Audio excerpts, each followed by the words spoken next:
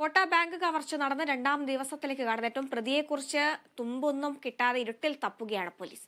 ജീവനക്കാരെ ബന്ദിയാക്കി 15 ലക്ഷം രൂപ കവർന്ന ശേഷം പ്രതി രക്ഷപ്പെട്ടത് തൃശൂർ ഭാഗത്തേക്കാണെന്നാണ് പോലീസ് കഴിഞ്ഞ ദിവസം കണ്ടെത്തിയിരുന്നത്.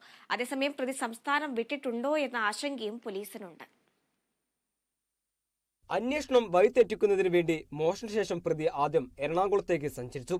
ഈ ഘട്ടത്തിൽ ആദ്യ കുറച്ച് മണിക്കൂർ നേരത്തെങ്കിലും പോലീസിനെ കുഴപ്പിച്ചു. പിന്നീട് യൂട്ടേൺ അടിച്ച് തൃശൂർ ഭാഗത്തേക്ക് കടന്നതായാണ് കഴിഞ്ഞ ദിവസം പോലീസിന്റെ കണ്ടെത്തൽ.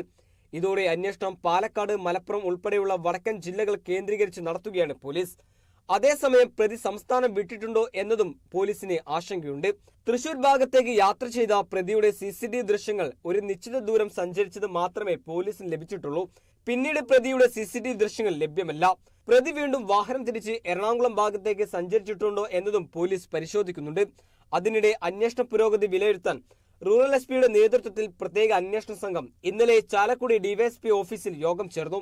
മോഷണം നടന്ന് 2 ദിവസമായിട്ടും പ്രതിയെക്കുറിച്ച് സൂചന ഇല്ലാത്തതാണ് അന്വേഷണത്തിൽ വെല്ലുവിളിയാകുന്നത്. വിവിധയിടങ്ങളിലെ CCTV ദൃശ്യങ്ങൾ ഉൾപ്പെടെ ശേഖരിച്ചുവെങ്കിലും വാഹനത്തിന്റെ നമ്പർ പ്ലേറ്റ് വ്യക്തമാകുന്ന ദൃശ്യങ്ങൾ ലഭ്യമല്ല. അതിനിടെ ബാങ്ക് ജീവനക്കാരുടെ ഫോൺ കോൾ വിവരങ്ങളും പോലീസ് പരിശോധിച്ചു വരികയാണ്. കവർച്ചയുടെ പശ്ചാത്തലത്തിൽ ബാങ്ക് അധികൃതർ ശാഖയ്ക്ക് മുന്നിൽ സെക്യൂരിറ്റി ജീവനക്കാരെ നിയോഗിച്ചു. Kerala vision news, Thrissur.